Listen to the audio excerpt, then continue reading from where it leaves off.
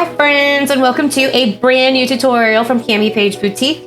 I'm Brooke, and today we're going to be going through the Watermelon Powerwash Tumbler tutorial. I love the colors, I love the neon, and this is pretty easy. So let's get started. So I started with a fully prepped and sanded cup, and I took it outside and spray painted it with Montana Black Neon Pink spray paint. This is a 20-ounce slim from Craft Haven, which I will link below. And I decided to mix up about 30 mLs of a little extra ink epoxy. Now, you will not need it for the epoxy method, but I just wanted to explain why there's a full medicine cup of epoxy to the side. I am going to be using a chunky glitter for this application, so I'm applying a slightly, and I mean slightly thicker layer of epoxy for the glitter method application of glitter, just because it's for a chunkier cut than what I would typically use. So even though I'm using a little bit extra, I'm just maybe using 2 mLs of epoxy for this glitter method. So I'm taking my time, even though it looks super sped up, and making sure I have an even coat. And what I'm doing right here is actually coming over and removing any excess that I have and then just wiping it down on the side of my medicine cup so I don't waste any epoxy. The glitter I chose is actually called Gem from Create by Firefly. Sorry, I don't know why I can't say that today.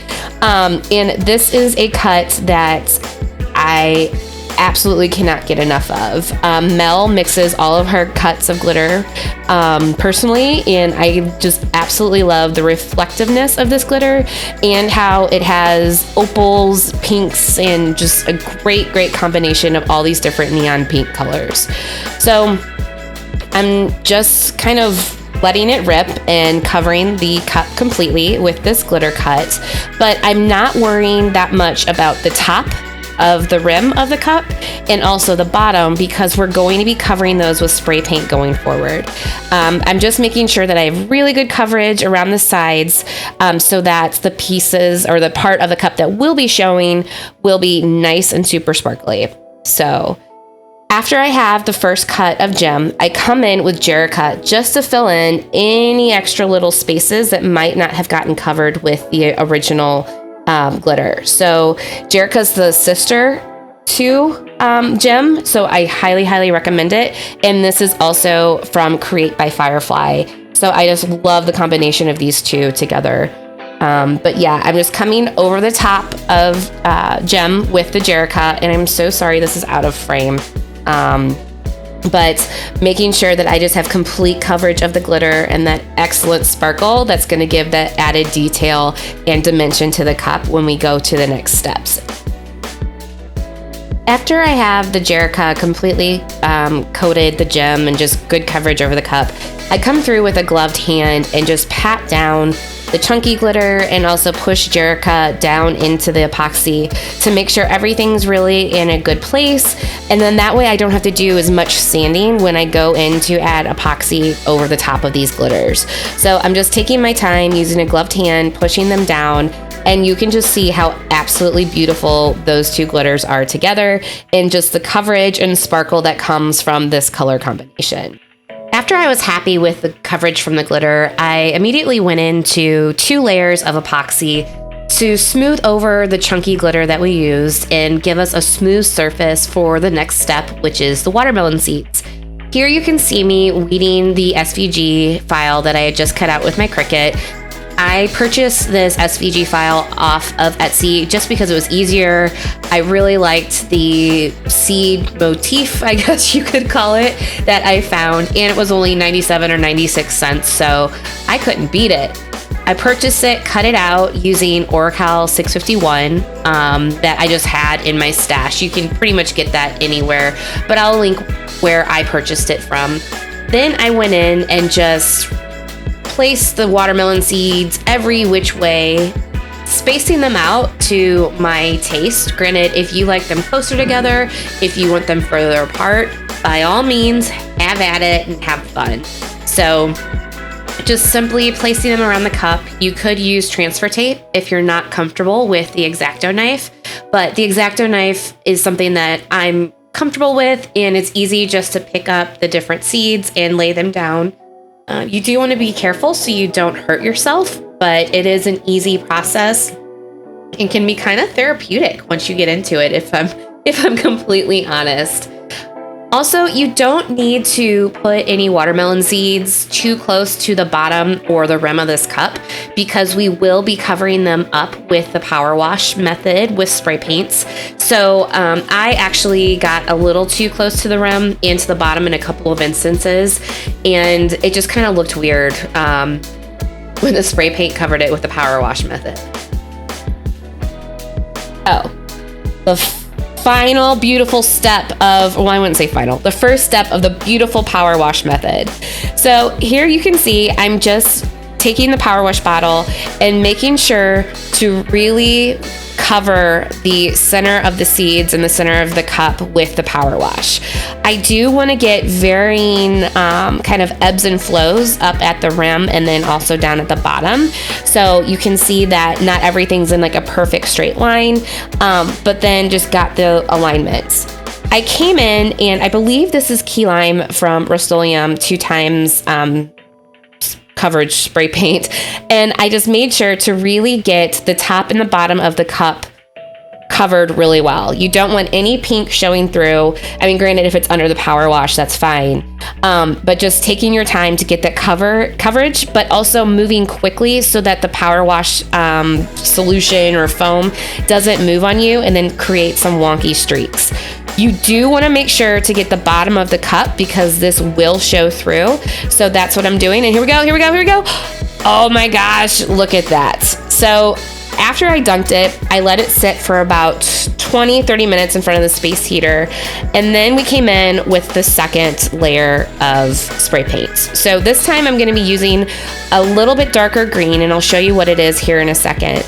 But when I came in with the Power Wash, I wanted to make sure to go over the edge of the lime green spray paint a little bit so that we would get that green variation in the colors of the spray paint. So here I'm taking a little bit longer with my placement, but also making sure that I'm getting all of the pink covered so that we don't have to come back and remove it later. But then I come back in and then just let it rip. This is also a green spray paint from Montana Black. I will link it below, but I just really liked the neon green color with combination with the key lime because it just gave us an awesome look.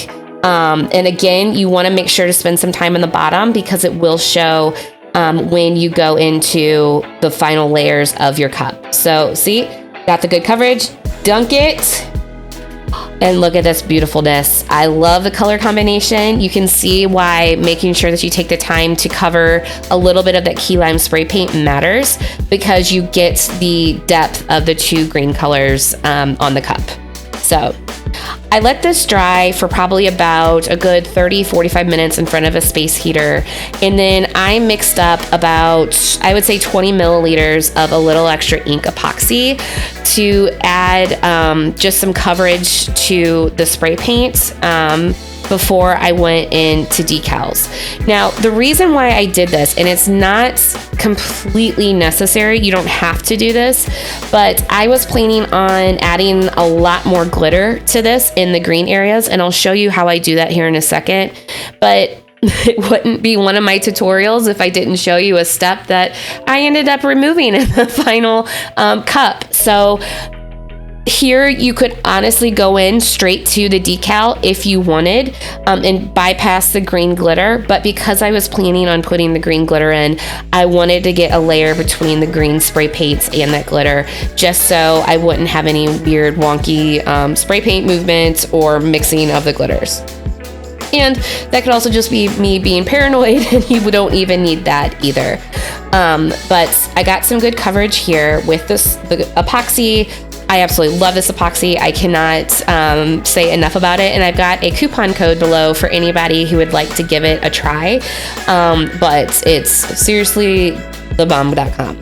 So applied the epoxy, came back in with the torch that you see here. You don't have to torch it. I just did. I don't really have any micro bubbles with this epoxy. If you are using another brand where you typically run into that, then by all means, make sure to torch it between layers. So here you can see again why I added the epoxy. This is actually called Green Lantern by the Inspired Angel. It's actually a local glitter company here in O'Fallon, Missouri. And I really liked the depth of this glitter. I don't know, like I think it's a beautiful glitter. I just did not like how it came out with the rest of the design of the cup. So here, even though I'm applying it really sparsely, and you might love this, you might think it works perfect for your design. So by all means, if you do this and it turns out wonderful, please tag me because I'd love to see it. Just for the aesthetic I was going for, while I applied the glitter, and I think it did look really great, if it wasn't, it looks great overall, but just for the aesthetic I was going for, it didn't work. I came in with a gloved finger and actually removed probably, I would say 90% of the glitter, because I don't know, it just kind of, it didn't go the right way. So here you'll see on the final cup, there is a lot less green glitter, but I still love the way it came out, and I think that little touch of green sparkle added a lot. This is actually a decal I created myself. For all of you Allan Jackson fans, this is a song I grew up with. It is a huge summer song, and it goes perfect with the watermelon cup because it's all about the watermelon crawl. So if you're interested in this SVG, I'll drop a link. I'll upload it to Etsy so you guys can order it. I really like it because the eyes heart has a heart as the dot instead of a typical dot that you get on normal eyes. So I did an offset with this. This was a opal green glitter. It actually reminds me of antifreeze, which I don't know if I should admit that or not. And then I came in with an Oracle 651 black on top of it, layered them together. And I just love the way the look came out. I mean, the colors really coincide with the key lime spray paint, but also complement the neon green Montana black spray paint. And the way that green pops off the pink background, I'm in awe. I love the way it came together. I can't believe it. So since I am using an opal vinyl, I always make sure to seal it with CC DIY's quick coat before I do epoxy.